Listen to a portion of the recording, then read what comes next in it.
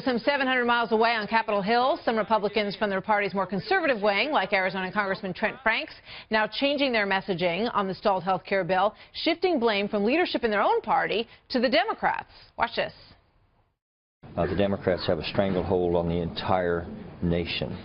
And that means, through reconciliation, we have to put this bill through the Byrd rule.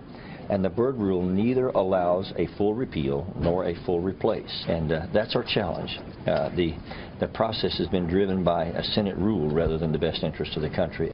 So here now, Democratic California Congressman Eric Swalwell. Good to have you here tonight, sir. Thanks for having me, Martha. So you hear from Trent Franks, and we also are hearing essentially that there's some in the GOP who believe that the best thing to do would be to back off, to let this thing fail. You got a lot of states where there's only one provider at this point, and sort of put it around your necks, essentially.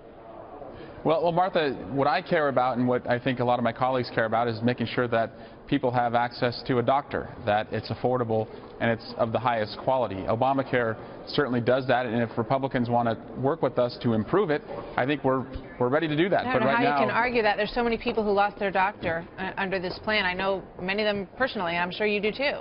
And I know a lot of people who were never able to get a doctor before because they had breast cancer or Alzheimer and they had a doctor for the first time in their life. It's not perfect. No bill ever in the history of Congress has been. So let's improve it. Let's not throw 24 million people on the streets without health insurance.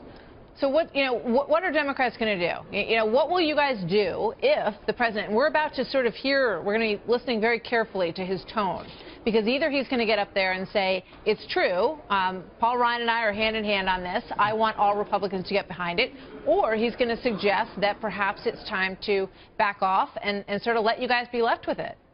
Well, he should negotiate with the Democrats. Martha, this is the president who put himself out there as the great negotiator, the first businessman president. True. And we're 50 days in, and he hasn't negotiated anything. So why don't you work with the Democrats and have a bipartisan improvement to the Affordable Care Act? So, what are you willing to change? What can go? Yeah, well, what I'm concerned about is there are parts of the country where there's not enough competition, and you're seeing premiums go up there. And so putting the risk corridors into place, which House Democrats had in our original version of the Affordable Care Act, I think that would bring more competition in. But come talk to us, work with us, and make sure that no one loses coverage. Yeah, I mean, it seems a bit of a long shot. Chuck Schumer did an interview tonight with Bret Baier. Infrastructure is an area that they're willing to talk about, but this is too potent, perhaps. It's too tempting to sort of hang this on the GOP. The numbers that you saw from the CBO, use those in an electoral environment in November. Is that an opportunity that Democrats will pass up? Well, remember, Martha, the CBO, the Congressional Budget Office, this is the Republicans' Congressional Budget Office. So if they don't like the numbers, they're responsible for the person that they put in there. Again, for us, we just want everyone to be able to see a doctor. We don't want it to break the bank when they do, and we want it to be of good quality. So if we can improve what we have now, come work with us. We're ready. All right. Eric Swalwell, thank you very much. Thank you, Martha. Good to have you here tonight.